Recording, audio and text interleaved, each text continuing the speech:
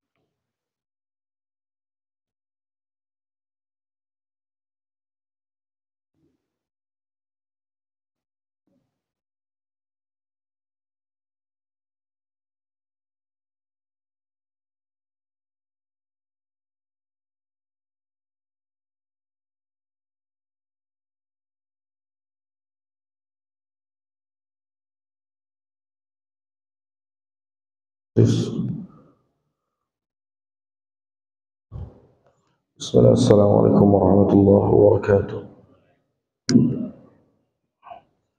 Alhamdulillah wassalatu wassalamu ala Rasulillah wa ala alihi wa sahbihi wa man ihtada bihudahu wa ba'd. Fa ya jamaah Masjid Jabal Nur, semoga Allah Subhanahu wa taala selalu memberikan al-istiqamah kepada kita semua di atas ketaatan kepada Allah, dan ini adalah karamah yang paling utama yang diberikan oleh Allah Subhanahu wa taala kepada seorang hambanya yang beriman. Bukan seseorang yang bisa melakukan hal-hal yang di luar kebiasaan manusia yang mendapatkan karamah Allah, tetapi orang yang mendapatkan karamah dari Allah Subhanahu wa taala adalah mereka yang selalu berada di atas keimanan dan ketakwaan kepada Allah Subhanahu wa taala, sebagaimana firman Allah di dalam surat Yunus, ala inna awliya Allahi la khaufun alaihim wa lahum yahzanun. Para wali Allah, mereka tidak merasakan takut dan tidak juga bersedih. Alladzina amanu wa kanu yattaqun. Ditafsirkan di ayat berikutnya, mereka orang-orang yang beriman dan bertakwa kepada Allah Subhanahu wa taala. Jadi i'tiqad ahli sunnah wal jamaah meyakini karamah wali Allah adalah mereka yang senantiasa beriman dan bertakwa kepada Allah Subhanahu wa taala. Bukan orang-orang yang bisa melakukan hal-hal yang di luar kebiasaan manusia, semaunya, sesuai keinginannya. Maka ini semua bukanlah karamah. Karena karamah Allah Subhanahu wa taala diberikan kepada para hamba yang mereka pun tidak mengetahui mereka bisa melakukan hal-hal tersebut. Adapun orang yang kapan dia mau melakukan hal-hal yang di luar kebiasaan manusia, maka ini adalah sihir. Tidak dilakukan lagi adalah sihir sebagaimana yang diajarkan oleh para syaitan kepada manusia di zaman Babilonia, dijelaskan oleh Allah Subhanahu wa taala dalam surat Al-Baqarah. Orang-orang meyakini Sulaiman yang mengajarkan sihir kepada manusia, tetapi dibantah oleh Allah Subhanahu wa taala.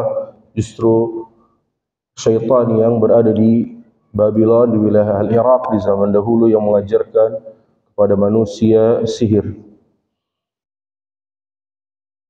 Dan di dalam banyak hadis Rasulullah sallallahu alaihi wasallam disebutkan hadisnya bahwasanya sihir termasuk bagian dari dosa-dosa yang membinasakan amal seorang hamba, bahkan termasuk ke dalam perbuatan dosa-dosa yang besar.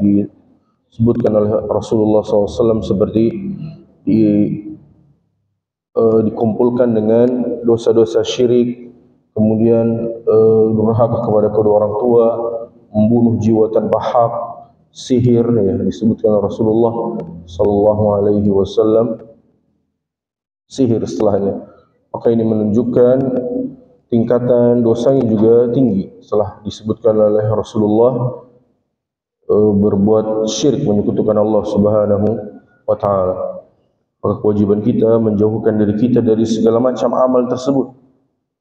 Dan Rasulullah sallallahu alaihi wasallam senantiasa meminta perlindungan kepada Allah Subhanahu wa taala dengan doa, dengan zikir yang diajarkan oleh Allah Subhanahu wa taala, sehingga dijauhkan dari segala macam keburukan manusia dan keburukan syaitan, keburukan jin, dengan memperbanyak zikir di pagi hari, sore hari.